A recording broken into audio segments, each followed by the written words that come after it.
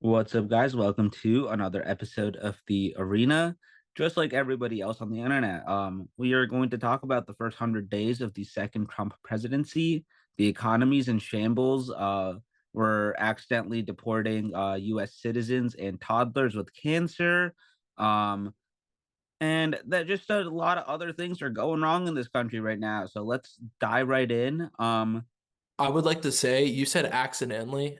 This is not accidental. They're doing it on purpose. 100. I mean, On some of purpose. them, genuinely my read on the Wilmer Garcia situation. I think they accidentally did it. They did not want to admit that they fucked up, so they've just like dug in their heels to the point where the Supreme Court is yelling at them.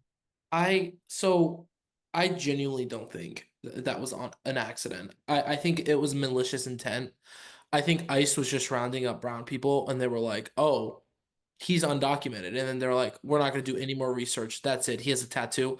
Oh, it's a gang tattoo. Oh yeah, you're undocumented." And it's like I think it was It's malicious on behalf of the Trump campaign. yeah. Trump. It's all right. Do we want to start with immigration then? We're already here, right? Based.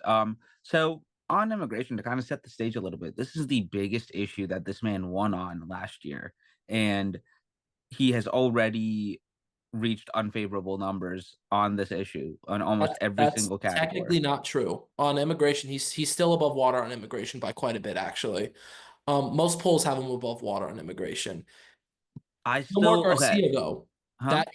Kilmar Garcia, he is way below. He is struggling, but I will say that is the one issue for some reason he is actually polling above water on most polls. It's So according to an ABC Ipsos poll from the Washington Post good poll.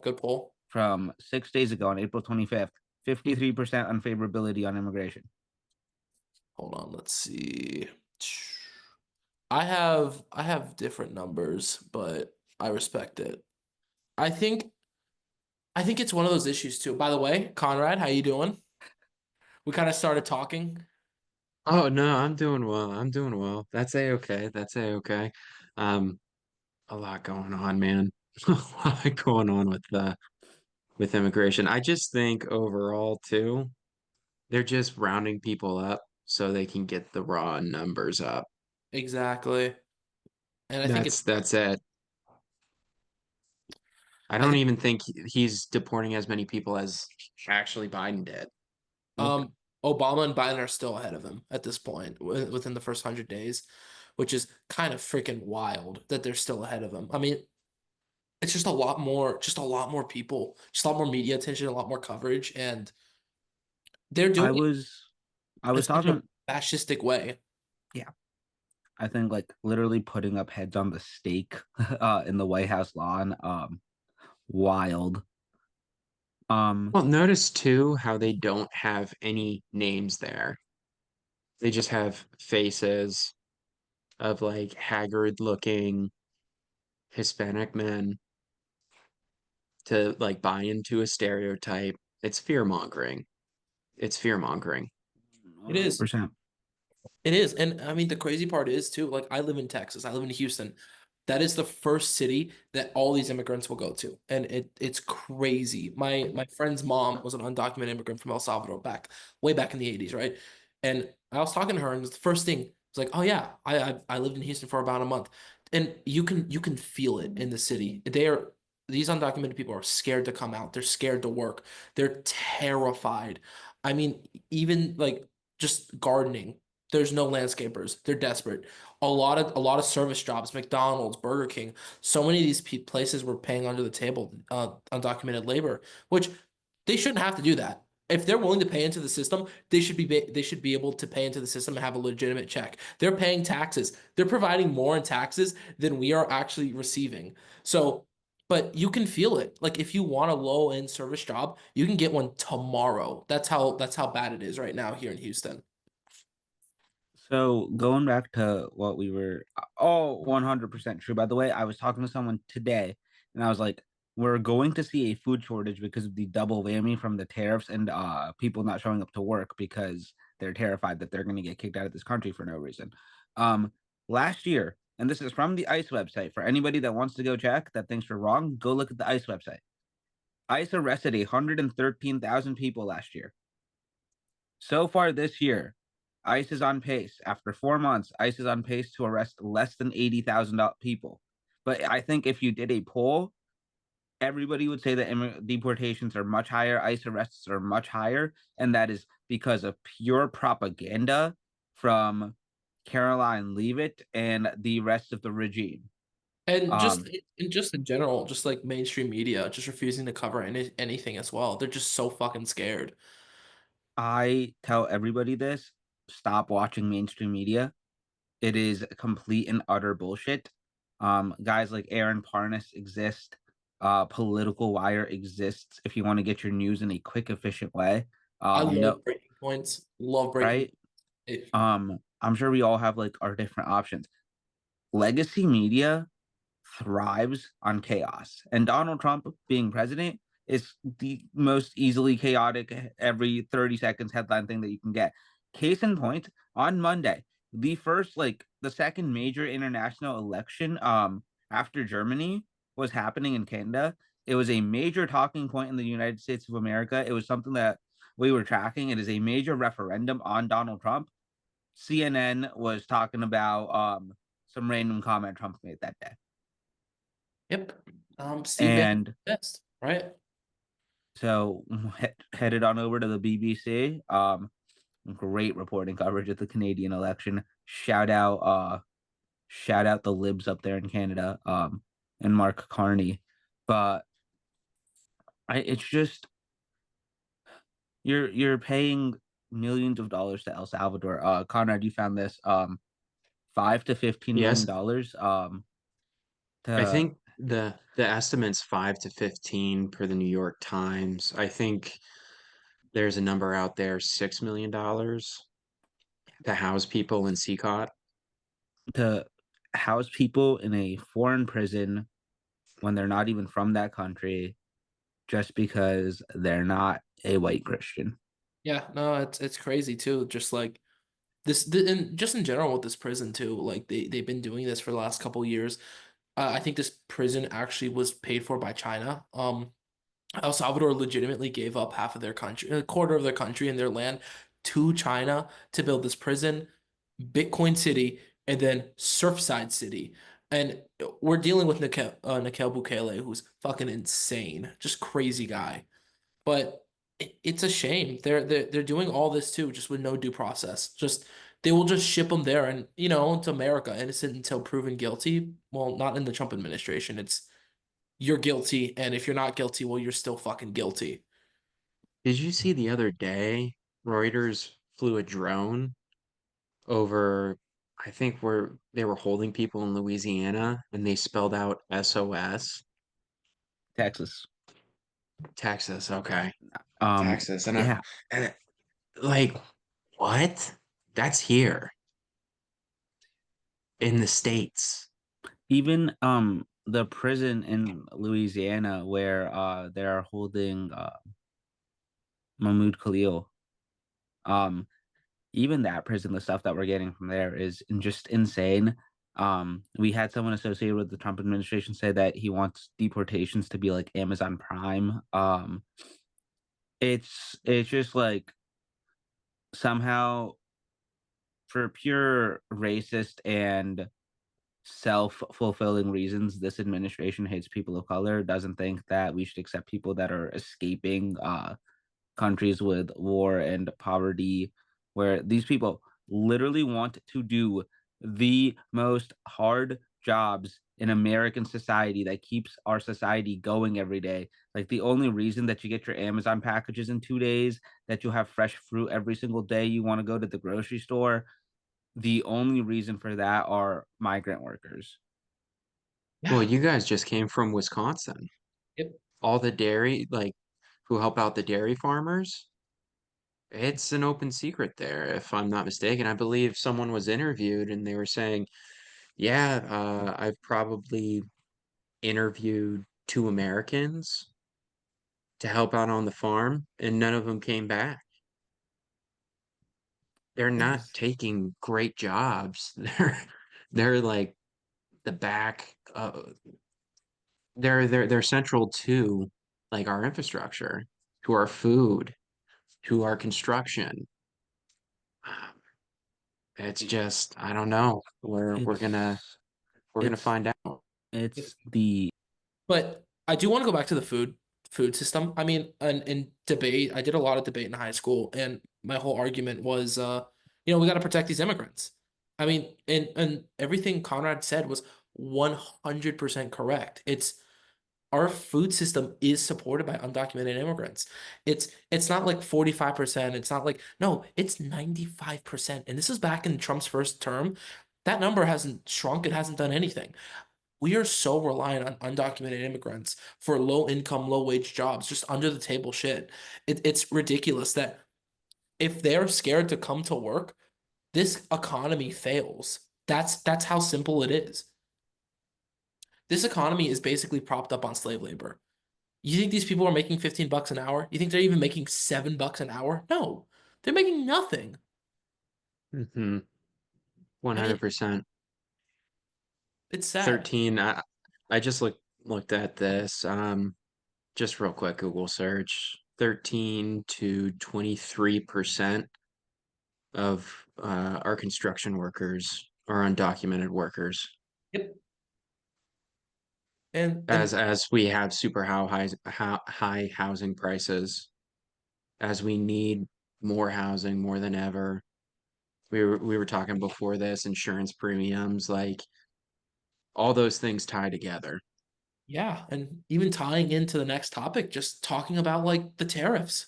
Just the man has no certainty. He doesn't know if he wants to do it or not, which is ridiculous. I mean, well, the day of reckoning was supposed to be April 1st. Well, no, they couldn't do April 1st because, this isn't a joke. It's the day of reckoning. Then it was April 2nd. Oh, well, they didn't do April 2nd because the markets went down. And what Conrad said was right. There's uncertainty. Home prices are going up. Insurance premiums are going up because Donald Trump doesn't know what the fuck he's doing. Like I'm gonna use my example. My dad, he's a contractor. He does a lot of IT security. He can't find a job because these companies want to save as much money as they possibly can right now. My mom, she's a nurse. She works at a hospital in DC. It receives a lot of Medicaid funding. Can't do anything. They're on a hiring freeze. Very solid chance she might get fired just because Medicaid funding is getting cut. It's sad, but I mean, these tariffs are affecting people's day-to-day lives. it's it's wild. So one reason, which I don't think we have talked about on the podcast, of the flip-flopping on the tariffs and the immediate, like the Liberation Day happened. They have these little Chat GPT charts, right? It looked like a 2-year-old made them on Canva. Right. Surprised he So didn't. It looked like it was written with crayon. I'm surprised right, he didn't eat them. legitimately. Also, bro's calorie intake is probably insane. So 240 my fucking ass. That motherfucker is at least a buck 30. Right? 310, 330 yes, minimum. yes, for sure. Um, but I don't think we've talked about this on the podcast. So as of April 2025, 24% of US foreign debt, as in, and it's not like, oh, we owe them money, they own our bonds, which is how governments can raise money in a pinch. 24% of this is owned by Japan, China, and the United Kingdom. Canada is fourth. If these countries really want to mess with him, all they have to do is just sell those bonds and make us pay them. Think about how much that would cost. And because of that, they held off on the tariffs. And now they're negotiating and they're getting humiliated because Trump said, oh, I've been making so many calls to China to talk to them. And then the Chinese government comes out and says, nope, yeah, we're not picking up his phone. They're making him wait. They are treating him like a weakling because he is one. He's a pushover. He got absolutely destroyed in negotiations by Canada and Mexico. He is getting destroyed in negotiations with every country. He's even getting destroyed in negotiations with governors about tariffs. Because Gretchen Whitmer absolutely played his ass. Um, it is just like pathetic to see how incompetent he is, and even more so when we talk about the American electorate, they think of him as a strong masculine figure. This man is weaker than a wet paper bag on a hot summer's day. And even with like, talk about the auto stuff, right? American auto brands. So yeah, what was it? A lot of auto brands are gonna get they're gonna miss out on the tariffs, right? Toyota makes a lot of cars in Texas. They make a lot of cars in Arizona. But guess what? They're still getting fucking tariffed. These cars are made in America. Literally, they're the most American, non-American company. Every fucking Toyota truck in the state of Texas has a built here, lives here sticker with the Texas flag on it. Why the fuck are they getting tariffed? He has no clue what he is doing.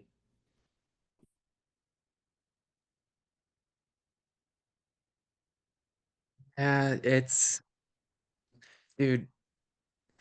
He talks about having all the cards. The fact of the matter is I think Chinese manufacturing is going to go up to like 45% of the world's manufacturing capacity by 2030. And the thing is, let's give credit where credit's due. Um, that's unsustainable. That's not good for the world economy. Something needs to change about it. I think it's the right problem, right? But the wrong solution. There's no comprehensive plan to say, like, okay, we're going to gradually increase these tariffs. We're going to gradually increase these tariffs. We're going to give companies time to adjust. There's no timeline, there's no plan. And because of that, the uncertainty and volatility, like if you're a big company, are you going to make a large capital investment in the United States right now? Are you going to do that when at the flick of a switch, plan can change? Like our economy runs on trust. We don't have any as a country. We have zero. Why would anybody make a deal with him? We made a deal with Canada and Mexico. He made a deal with Canada and Mexico. He turned his back on the deal that he made, said it was a bad deal. Like, what are we gonna do? Fucking The USMCA. Yeah, He wrote USMCA. It was the greatest trade deal in his own words. That's what the fucking dude. That the was the greatest issue I trade had in deal of all immigration time. and debate. Right? It was fucking so stupid.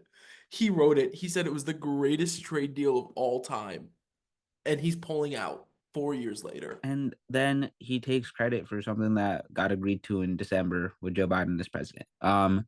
On top of that, when we talk about manufacturing in the United States, we are not a manufacturing economy. We are a service economy through and through. Um, we are too developed as a country to be a manufacturing economy anymore because the numbers came out. iPhones would be $80,000 if they were fully manufactured in the United States. Now, I think some things should be manufactured here, such as computer chips, because all of them are currently made in Taiwan. And if China decides to do what China's probably going to do during a Trump presidency and invade Taiwan, no more computer chips for the world. Imagine what happens to our stock markets. I would like to also add too. Conrad made a phenomenal point earlier. This is the right problem to have. This is Yes, he's right. We yes, should be bringing back some not yes, manufacturing, but certain things. yes, And Noah, I love your point too. Do you know what should be made here? Electric car batteries. We have yes. all the materials in this country to make these batteries. Everything. They're not doing it. China's eating our lunch. That's why Joe Biden, like when he was president, he fucking killed China on trade, everything. And 100 days later, it's over. We're getting our lunch We're eaten. getting our ass whipped. I I think this is a standard feature of the Trump presidency where some of the problems that they're trying to tackle or claiming to tackle are the right ones. We should manufacture more things in this country. We should make our food safer for the American people to eat. Our water should be safer. All of this stuff, right? They go about it either in incompetent ways or believing conspiracy theories because, like, RFK literally has a worm in his fucking brain and we made him health secretary. Um, Wild. I was listening to Breaking Points last week, right? And I've really been enjoying their coverage. And what they are is basically one liberal, one conservative, and then they don't meet in the middle, but they talk about stuff that mainstream media isn't talking about. And it's gotten to the point where Trump has been doing such a terrible job that these very conservative people are like, yeah, he's a fucking idiot. 25th Amendment him. He has no clue what's going on. Going back to the Nomar Garcia thing. Did you see the tattoos on his knuckles? Donald Trump thought that was real. It was the most clearly photoshopped shit I have ever seen. And it's like, you have fucking AIDS. Why aren't they telling you this? Why are they too fucking scared? And I, I'm sorry I got distracted, but they they they brought up a good point. Um, Ryan Grimm brought up a phenomenal point. In the first administration, they didn't know where they were shooting. Let's say they're at a gun range. They didn't know the target. They just started shooting, right? The 4 years they had outside of the White House, they knew where they were. They knew their target. They knew the target. They knew what they wanted to hit. All that shit. They don't know how to shoot the gun now. It's just that incompetence. They know they want to bring back manufacturing here. They don't know how to do it. So, Conrad, I'll let you hop in 1 second. I just read a Situation Room by George Stephanopoulos. Really, really cool book. Highly recommend.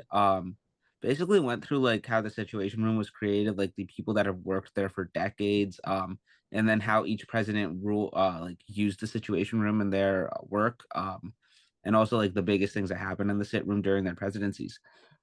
For Donald Trump, there were people that literally said that like the only reason that presidency survived is because for 3 years, all the competent people in the administration were doing everything that they could to protect the presidency from the president. Mhm. And then someone said, I kind of wish we didn't do that so people would see how stupid and awful he is.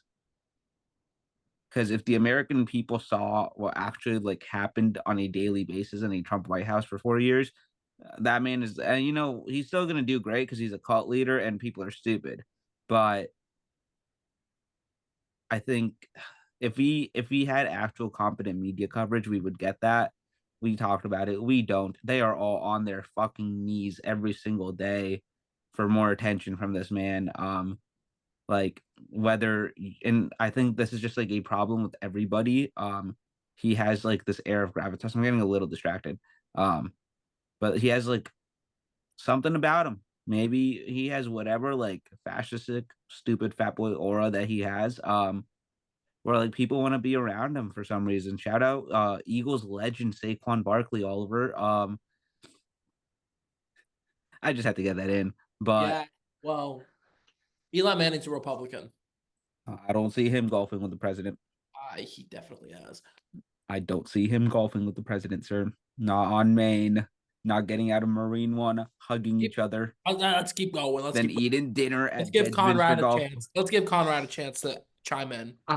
I think you both brought up something that needs to be talked more about.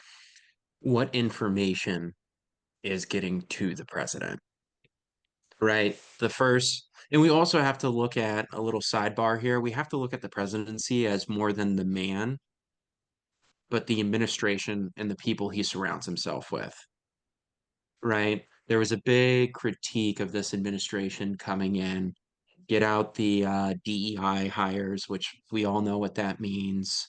We want to do things based upon merit. This administration, it's all about loyalty. So the information that is probably getting to this man is fundamentally incongruent with reality.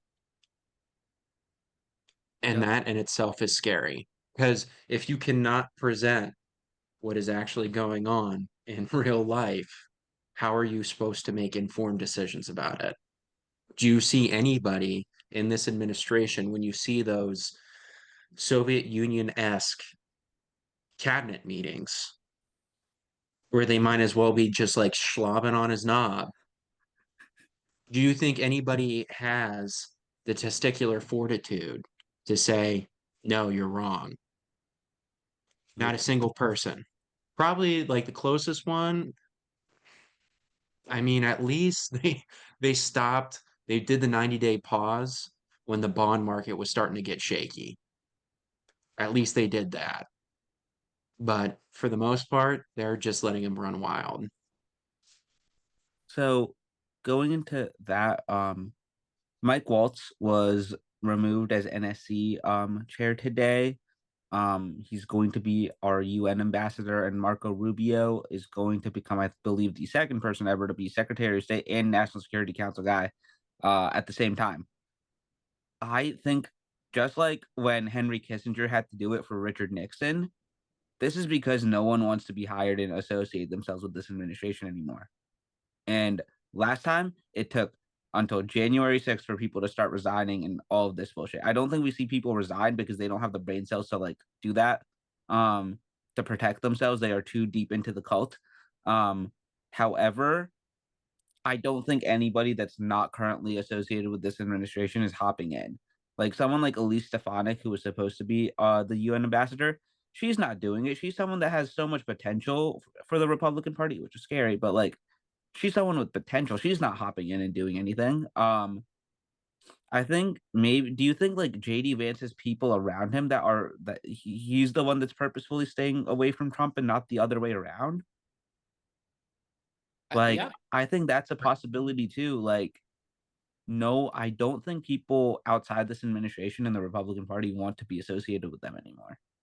and I think How as well. much do you want to bet in 4 years if JD Vance runs? They're gonna say, no, he's just the vice president. He wasn't involved in anything. The vice For sure. president doesn't do anything. God damn. For sure. Dude, even in 2 years, I mean, oh, look at Brian Kemp. I mean, perfect. That's the ideal candidate to run in Georgia, right? I don't think he runs now. Just look at the poll numbers. He wants to be president one day. He won't win that seat, especially like in such a blue, what's going to be what, like a blue plus 12 environment. He, why? Why are these top tier Republicans aren't going to run in 2 years or even 4 years? It's going to be a bloodbath. So on the economy and how it relates to all of this, right? You wrote down in the show notes, Oliver, or Conrad, I'm sorry. Highest effective tariff rate since 1901. The last time that tariffs this high were placed on the US economy was right before the Great Depression. And we talked about this a couple of weeks ago, but when that happened, the Democrats controlled the House and the Senate for 60 straight years, and it was the highest period of US economic growth in history. It was the highest period of economic growth for maybe any country in history. We put a guy on the moon, we invented the internet, we invented the iMac and a bunch of other stuff. It was economically the greatest run that a country has been on. We also, over time, got much better with how we deal with social issues. That took a lot longer than it needed to. We still have not reached there. The Ku Klux Klan was still running amok. And Jim Crow South existed heavily, but like Lyndon B. Johnson, Master of the Senate, got that shit passed too, and like made it at least a little bit better for people. Women got the right to vote. People of color got the right to vote.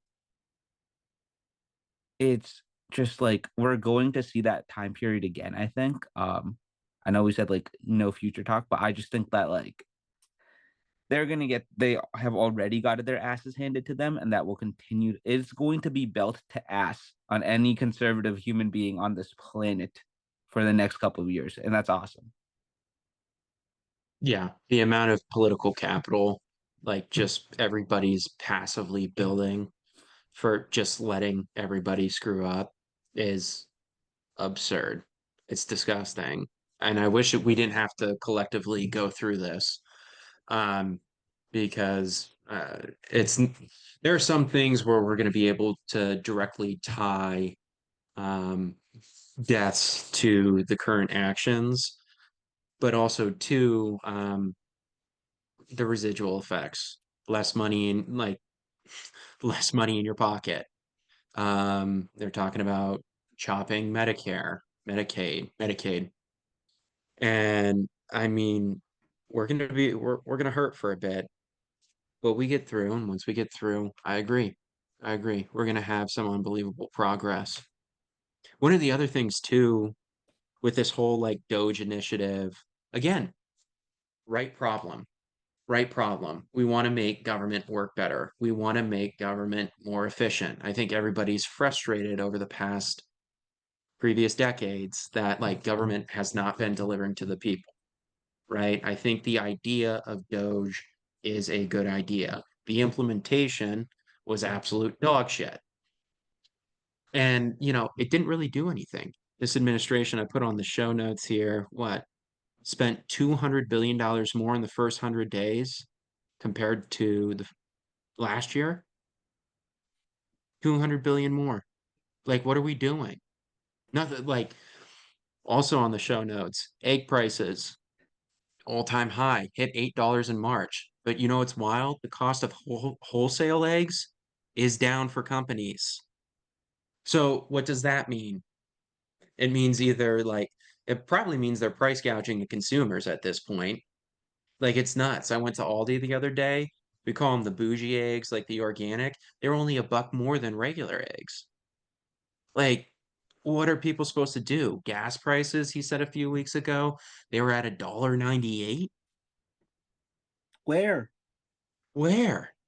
You can look that shit up online. I think Tennessee had the lowest price at, I think it was, I don't know if it was high twos or low threes, but like not even in the same universe.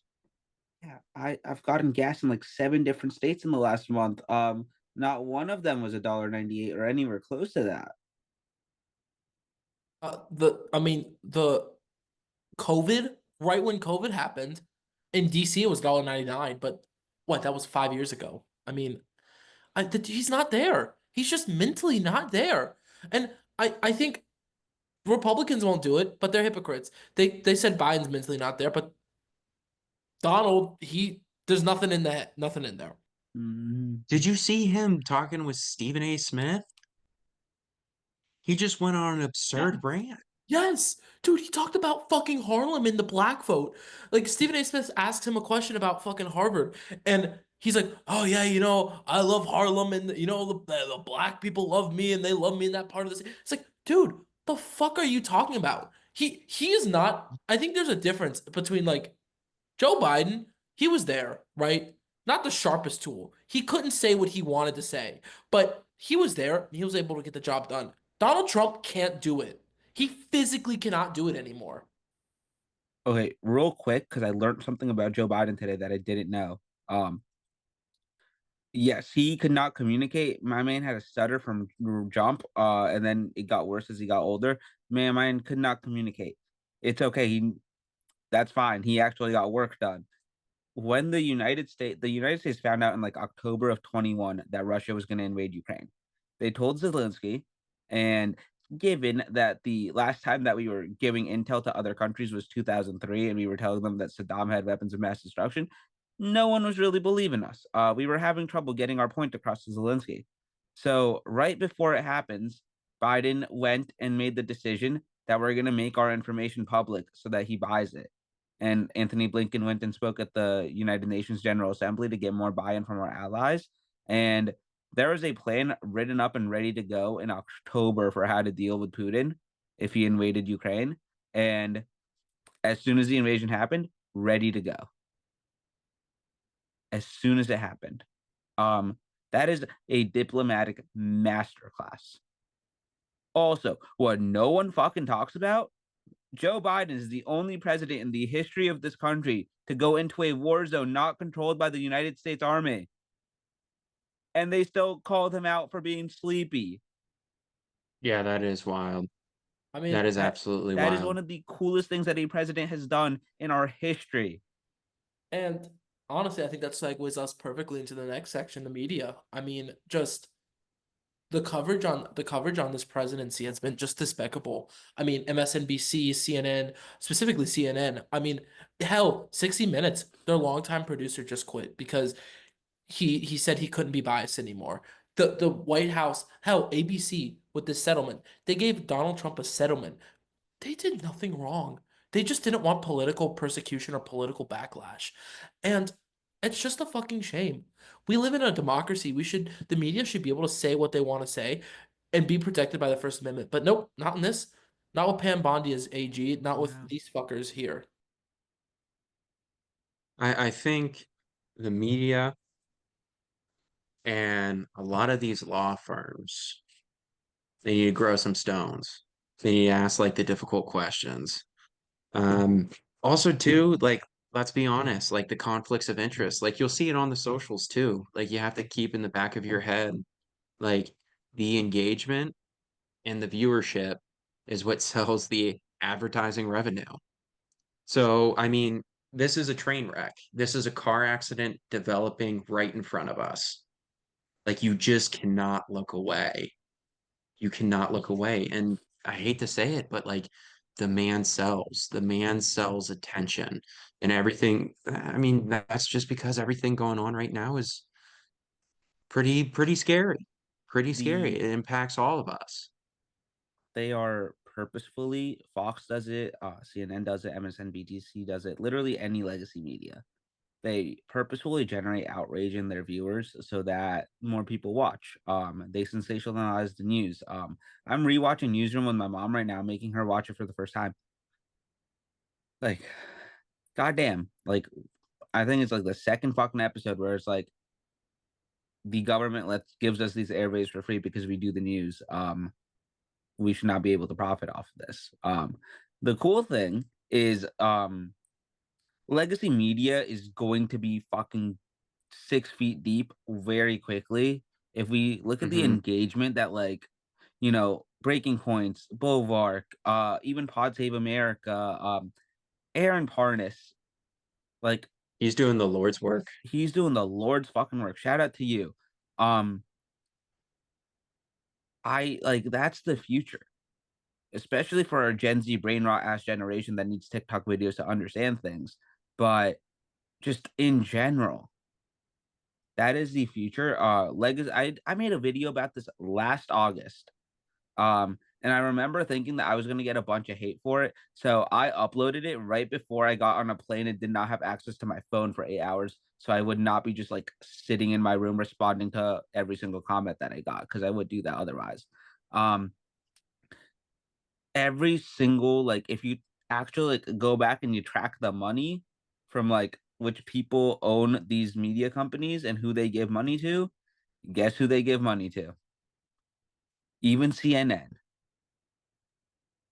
Yeah. all of them, right? Well, just It makes them more money. even just the election coverage, man, it would just be like so frustrating. You could lay down like a very as comprehensive of a plan as you can lay down in a campaign cycle, right?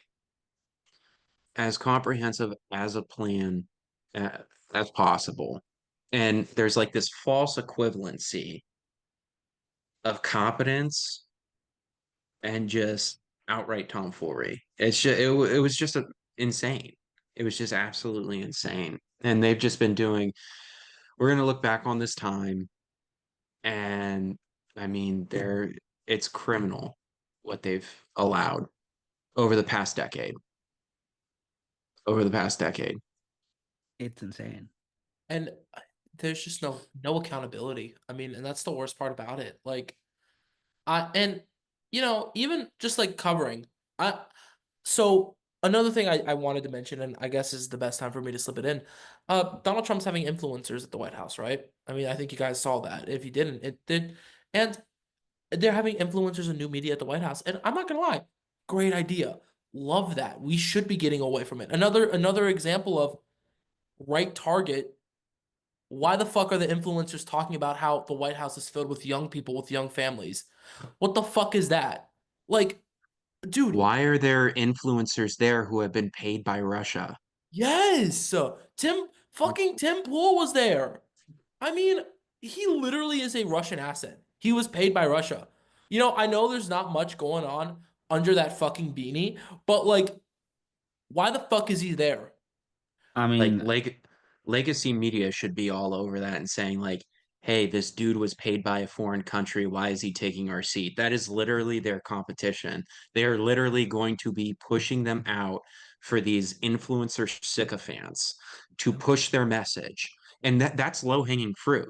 That's the lowest hanging fruit possible to say they were paid by a foreign country to push a message and brainwash the American people. easy. I mean, that's not a disqualifier because our director of intelligence and our director for the FBI both paid Russian assets. So not a disqualifier. But no, like Signalgate. We Oh my leaked God. war plans.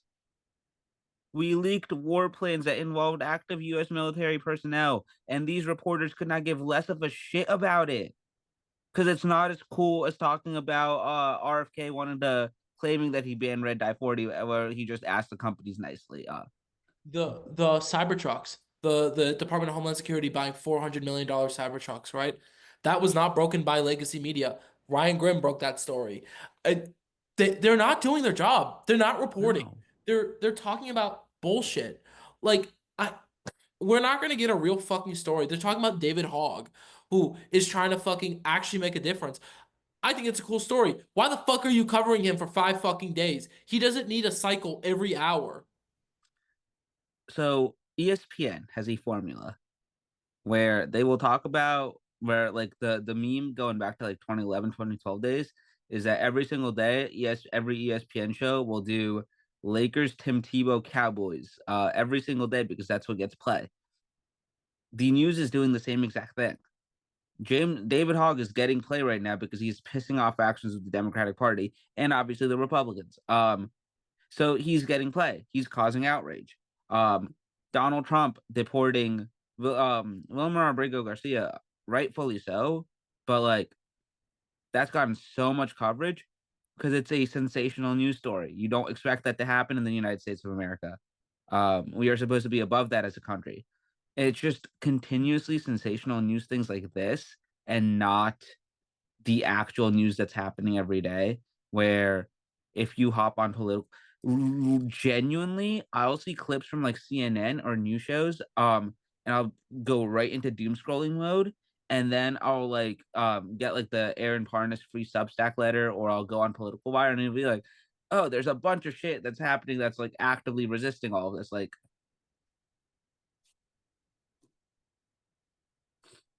Yeah, it's like kind of like they're making it a lot easier to comply in advance. Like there's no way out, and that this is just an inevitability. And it's not, it's definitely not. Again, going back to our boy DT, like his polling numbers are down. I think is he underwater on the economy? I think he's underwater on the Polls, economy. He's yeah. underwater on the tariffs. He's underwater with popularity. Like, dude is a sinking ship. Lowest approval ratings ever for a president in his first 100 days. And going back, the second lowest was himself, for 8 years ago. But like, no, he is a sinking ship. Exactly.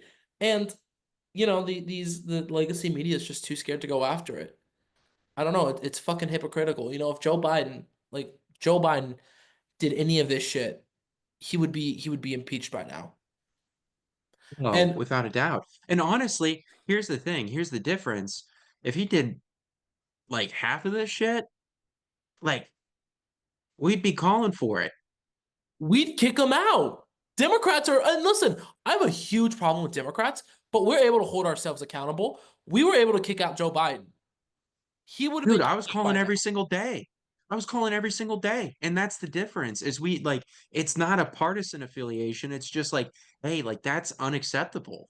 I Yep. was calling lawmakers and I'm like, hey, like you can't do this to I can't speak for anybody else, but you're not going to do this to me. I'd call my representatives every single day.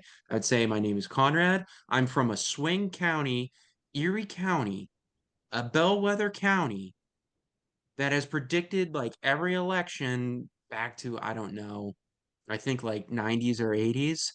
Like, I think it's I 60. cannot do this. Damn, 60s.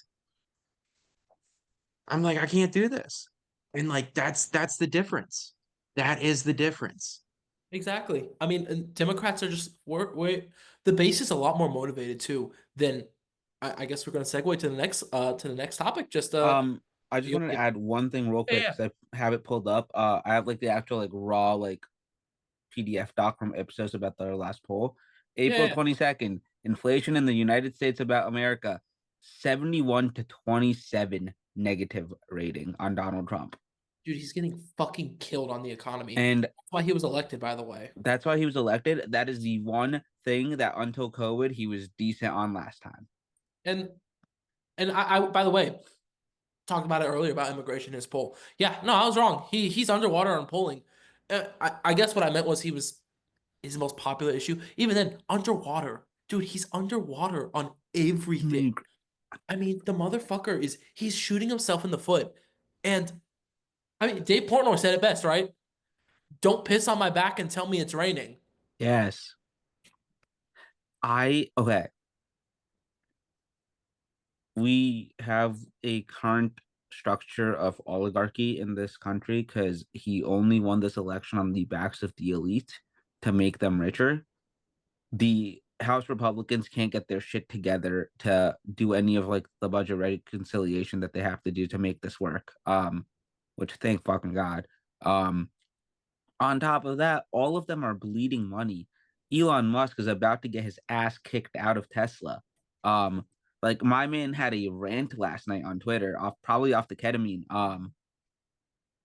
Like he's pissing off the people that got him here, Yeah. and like it in a Tom Clancy book.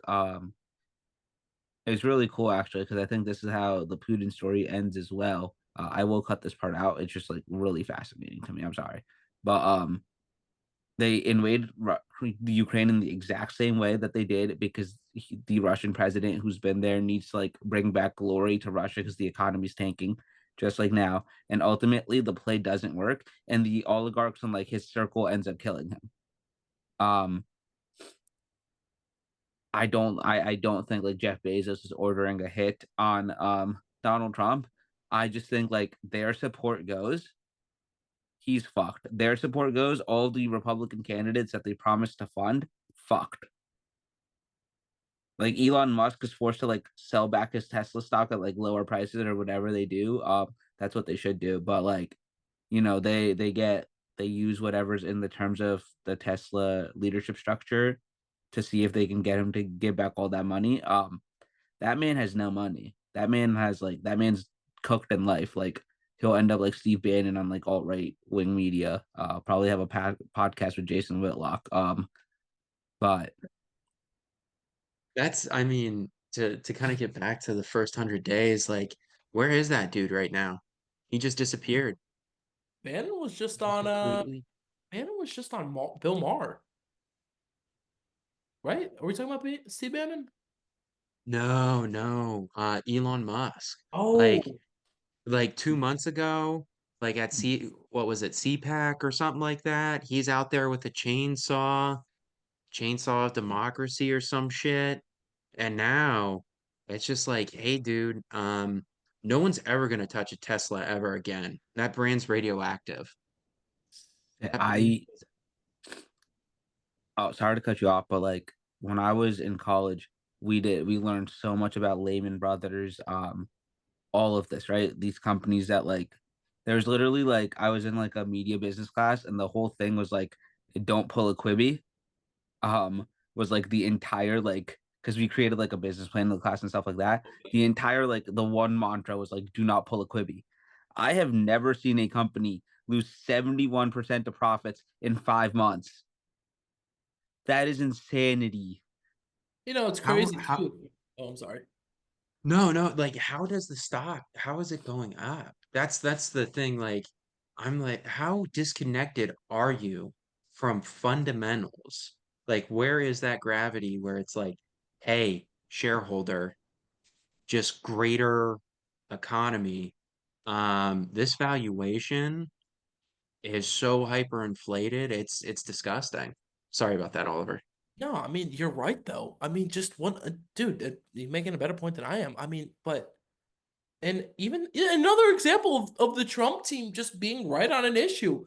The stock market's just a playground for rich people. It doesn't have any indication on the real economy, right? And but it still matters. It still matters.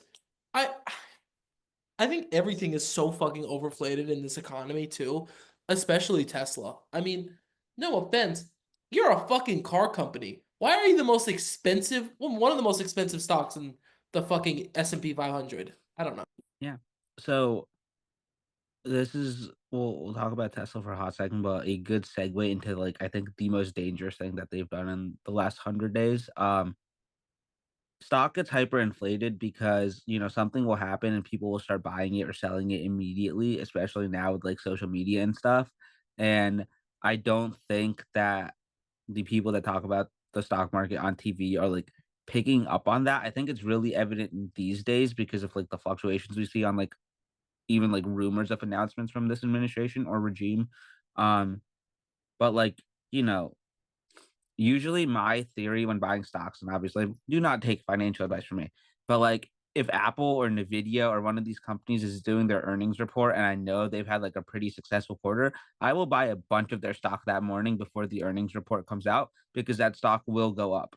Like the first day that I saw major returns from Nvidia 2 years ago was when they had their quarter two earnings report call.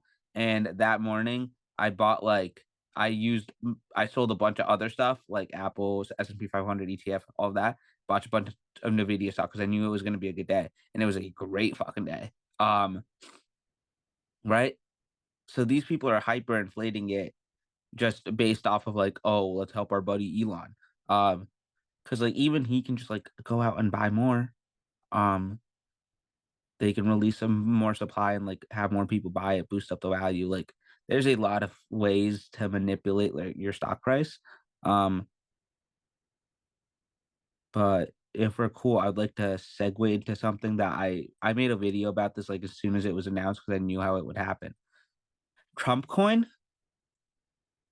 and the fact that anybody can buy access to the president of the United States of America by just giving him some money because he's that fucking poor and destitute because like lawyer fees and like paying off women and all of that shit costs a lot of money. I have to disagree with you on this, man. I genuinely think he's probably the wealthiest he's been since the 80s. So it's because I all of his wealth right now can get taken away if we short the fuck out of Trump coin. A lot of it is tied up in that. So the Oh, two things sold that shit the so long ago, the though. two things that it's Oh, tied up in is basically the DJT, Trump Media, and Trump coin. dog, that shit's all sold, I feel. There's no way. So There's so the no thing is, we saw a $200 million spike when they came out and said that the top 100 holders get to have dinner with the president and his closest staff. He made like a couple $100 million, probably in the like trading fees and shit, probably even more than is being reported. He made $1 billion when it first came out. Yeah, and he owns 80% of it through like shell companies and shit like that. Once again, this is something that is highly unconstitutional off rip, but like your people can buy the president. The Russians have so much fucking oil money. Putin can literally put $100 million or a couple $1 billion into Trump coin to like right now and say, Donald, I am selling all of this unless you back out every single military official from Ukraine. China, they can buy all of it and say, we're invading Taiwan and there's nothing you can do about it, dipshit. And he'll just have to roll over because all of his like he will lose everything. And they already insider traded off the tariff thing. Like Marjorie Taylor Greene basically came out and fucking said it. Um, but the financial manipulations that they're doing so them and their friends can get rich and that Donald Trump can get rich, like we said last year, this presidency is about I think, and we've talked a lot about how he's mentally checked out and stuff like that. I think he cares about two things. He cares about revenge and he cares about making money off the presidency. He's doing both of those things. Those are the only two things he cares about. I think he's letting like all the secretaries and all those people and like Elon do whatever the fuck they want with no supervision. I think you're forgetting one major thing with Donald Trump. He cares about loyalty as well. Well, That is a big thing with Donald. I mean, the motherfucker is like crazy about loyalty. Or even like loyalty, but also groveling. He loves that. Like look at Marco Rubio. Marco Rubio is a loyal pawn after he hated his ass. JD Vance. Yeah. No, I think that's like a fantastic point. Number one, you shouldn't be able to sell access to any politician, whether it be um, local, even if it's your local school board. Like how well would that go over in your local community?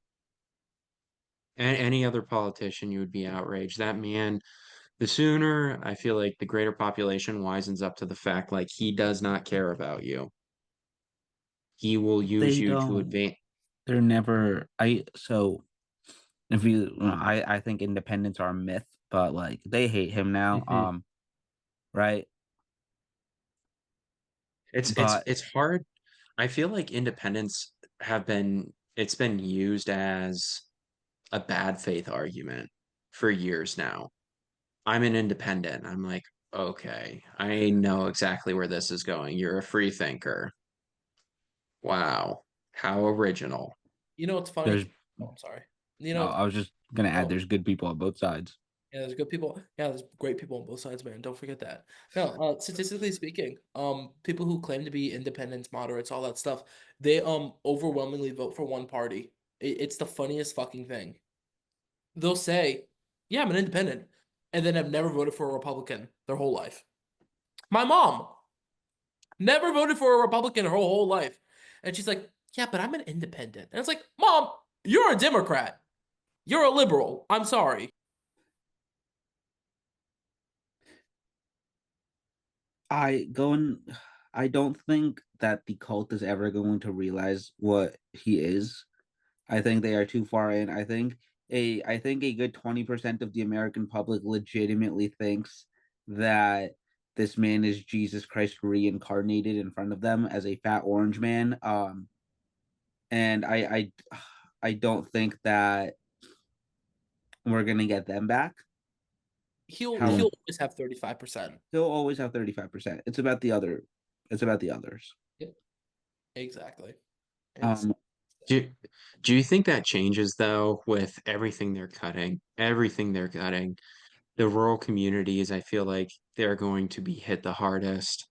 They rely disproportionately on sources of federal funding, whether it be for their education, whether it like who supports them? They can't, just the scale isn't there. I'm not trying to insult their pride. I'm not trying to shit on rural communities, but it's just kind of like, hey guys, like when I went to the ballot box, I kind of think you're being assholes a lot, but like I don't want to see you suffer. Like it's okay. Like if you want to live in a rural community, I think that's a very American thing. Um, it's not for me, but like I want you to have a good life. And like these things are going to impact you so much harder and so much worse because like you don't have the people to pool your resources to maintain your community. yeah, and I hope and I genuinely believe that I want these folks to learn. Like I was in a rural community for 2024. And they just want a better life for themselves. And you're right. They live differently than how we want to live. I love the city. I could never live out of the city, max the suburbs. But like I just unfortunately genuinely believe that 35% is never leaving him. That it will he will always have that 35%. And as much as it hurts me, I think this will always be the case.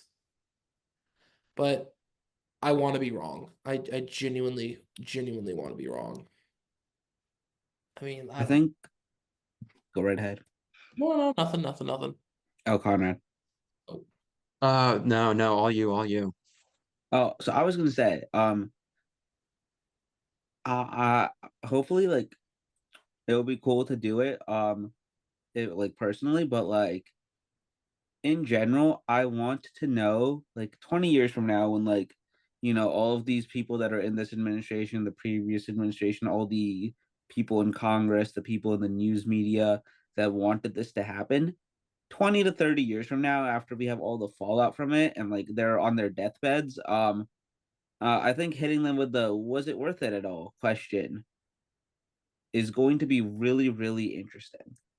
Because I think as soon genuinely, there's going to be such a vacuum in that party whenever he is no longer the head of it, that I think immediately, like, I forget who it was that openly said, "Yeah, we're terrified of getting primaried if we don't agree with everything he says," um, and stuff of that nature. I think as the floodgates are going to open immediately, and they're going to try to preserve their legacies.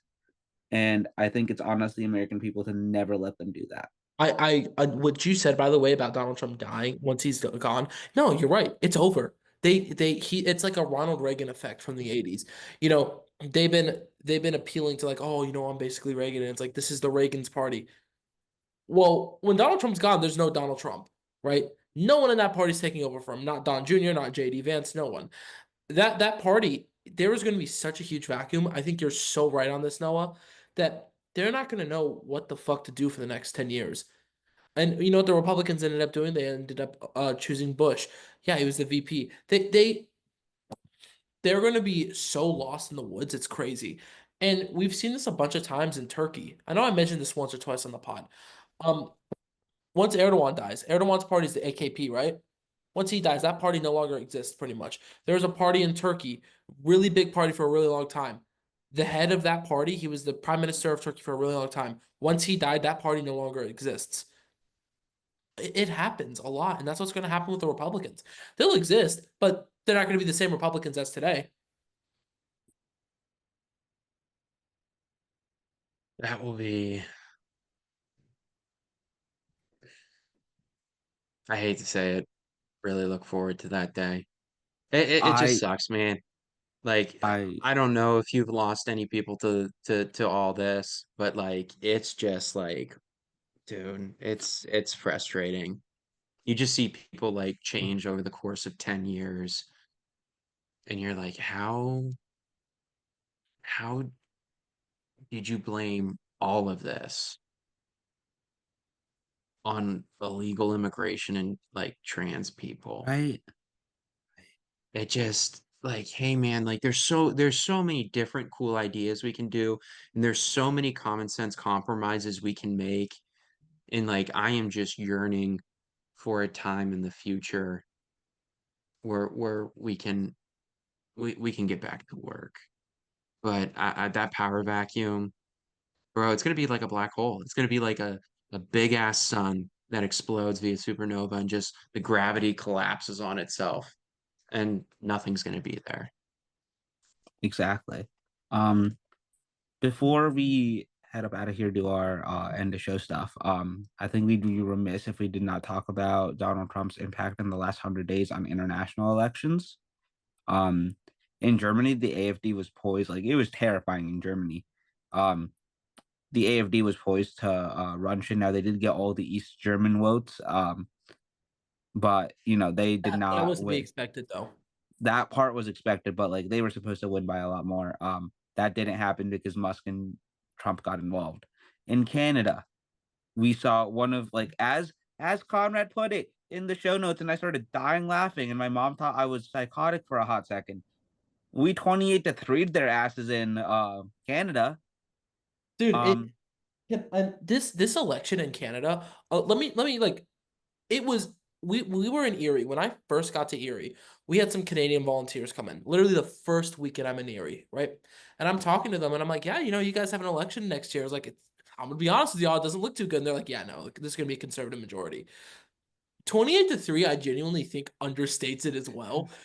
That's how fucked the Liberal Party was. I mean, Justin Trudeau was a dead man walking. They were projected to have 12 seats. Some fucking stupid low number like that. The NDP was supposed to be in a phenomenal spot. And they shot the bed. Carney ran one of the best campaigns possible. Donald Trump basically ran one of the best campaigns possible. They're and countries are just looking at us and they're like, "Fuck, we don't want this to happen. We can't let this shit happen to us." And it's right. disgusting. So and it goes Australia. They have their general elections coming up. The Coalition Party, which is the conservative one, um, is currently projected as YouGov's last poll before the election. YouGov Australia, not the US version. They are projected to have the lowest seats in Parliament since 1946, and 2 months ago they were projected to win the elections. I was gonna say, yeah, the they're weird in Australia. It's like the conservative, the liberals are conservative, some shit like that.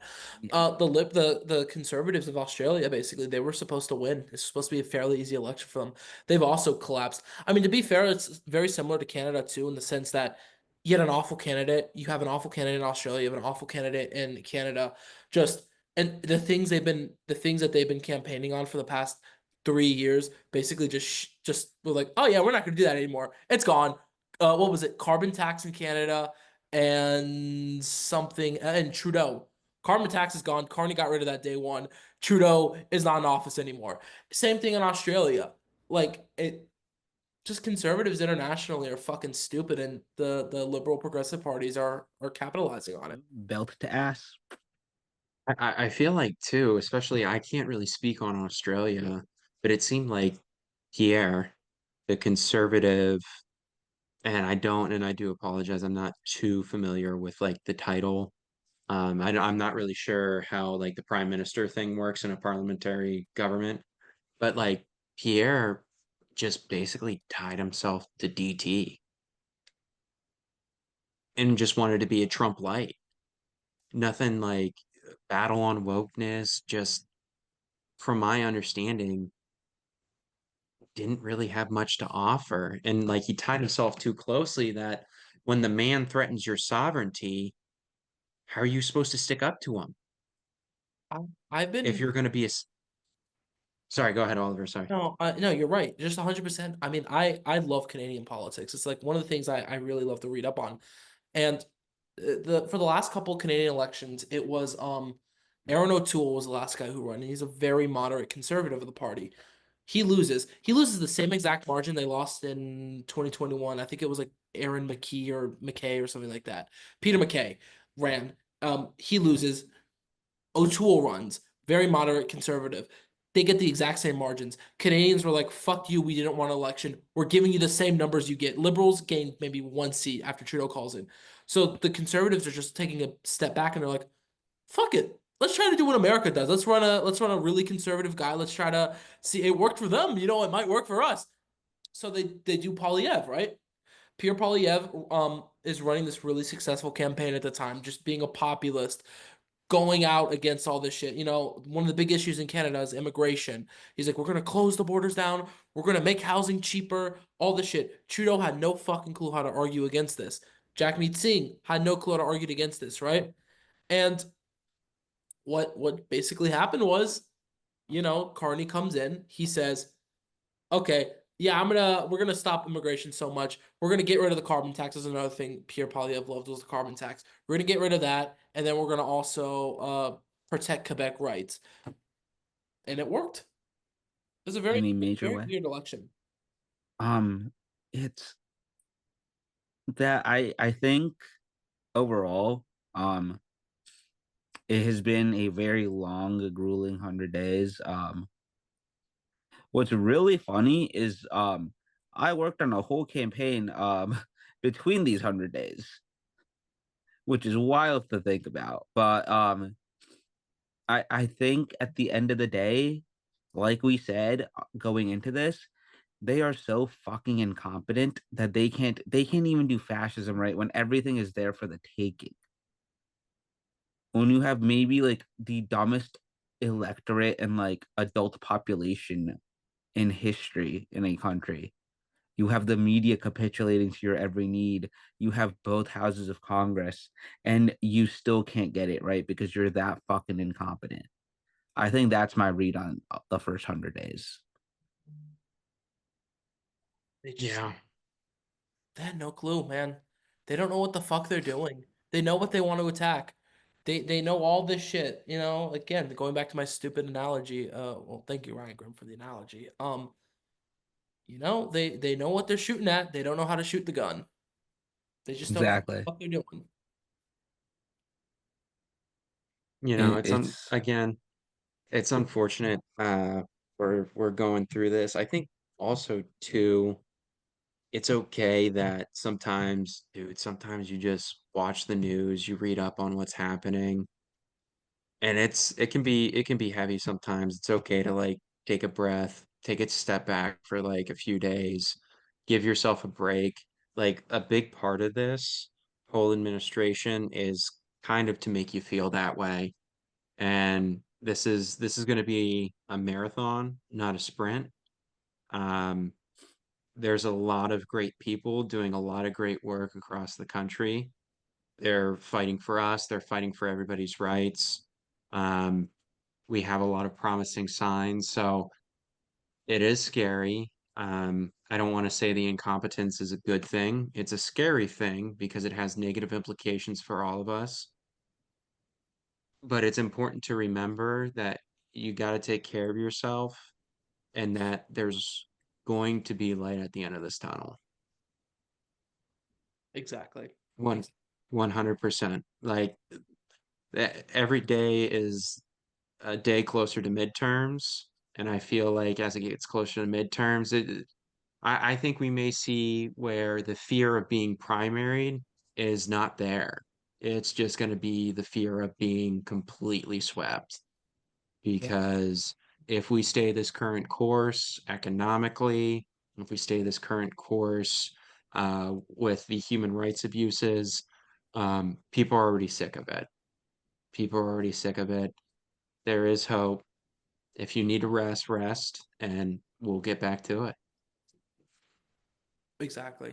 Exactly. It's always darkest before dawn, and dawn is coming a lot quicker than we expected. It may feel slow, but listen, we're moving.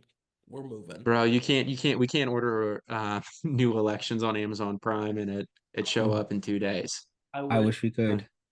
the Yeah. cycle continues. The cycle.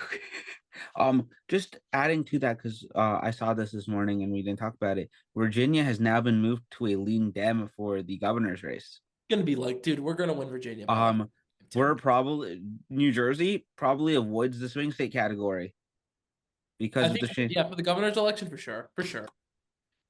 I think whatever candidate wins for governor, hopefully Mikey Sherrill or Stephen Phillip. They're No, Gottheimer. No, Josh Gottheimer. So the reason for the newfound Stephen Fulop fandom is he's the only candidate that has committed to giving more funding to the NJ Transit, and that obviously does a lot to buy my vote. So we're still Team Mikey Sherrill because she's a badass, but like, if Stephen Fulop is probably like the most progressive candidate. I gotta ask you, what it looks like Cheryl's gonna probably end up winning, right? I mean, do you just vote for Fulop just to see if he gets a shot? Why not, right? I'm gonna be honest, I'm an undecided voter, even though I have a stack of Cheryl lit in my car right. Dude, well, mail me one piece of Cheryl lit. I will put it in my box. I got you. I will I'll Fuck mail it, your send the whole thing Louis. if you want, man. If you don't want it, I'll take it all. No, I do want some. I will send the Louis bag and maybe I'll just put a couple pieces of lit in there. I don't want. You know what, man? I thought you were gonna throw that shit away. I genuinely thought I'm being so honest. I meant to take that with me. I like nope, Conrad. I've left this Louis. I have a fake Louis Vuitton bag. I bought off the streets of Istanbul. I've left it in Noah's car for the last what has been 6 months. This is unintentional, Noah. I need to let you know this. This time I had it in my hand. I put it down because I dropped my water bottle. Sure.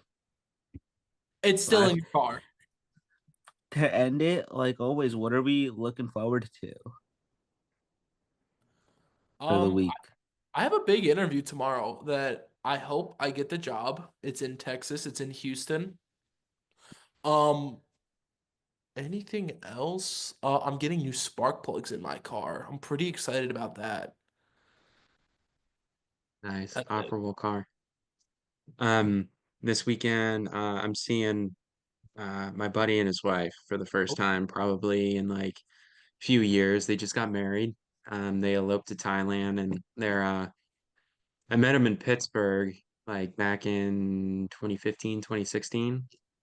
We're pretty tight there. And then, I moved out to Chicago and by that time they had moved out to California, but they're coming back to Pittsburgh to celebrate their wedding, and that's what Susan and I are going to be doing this weekend. So it's going to be a fun time. Excited for it. That's awesome. we love that. What about you, Noah? So last time, remember when I said that I was excited about watching the Lakers play basketball? That wasn't me. I got replaced by like an AI caricature of me. That was not me. Let's talk I don't. about Austin Reeves for a second. I don't remember ever saying that. Third best player in the league, huh? Austin Reeves is still my favorite white boy Third best athlete. player in the league, huh? Okay, what are the Sixers doing, sir? We're dog Anyway, shit. anyways, exactly. Calm down. You know what? I've been locked in on reading right now. Very excited for that. Because it's cool to read. I'm a nerd. And I might be or probably like 85 to 95%. I will be in Erie in 2 weeks. Hanging out and working on the Devlin campaign for mayor. So I'm really looking forward to that and hoping that it happens. Hell yeah, dude. But thank you guys for watching. We'll see you next week. Peace.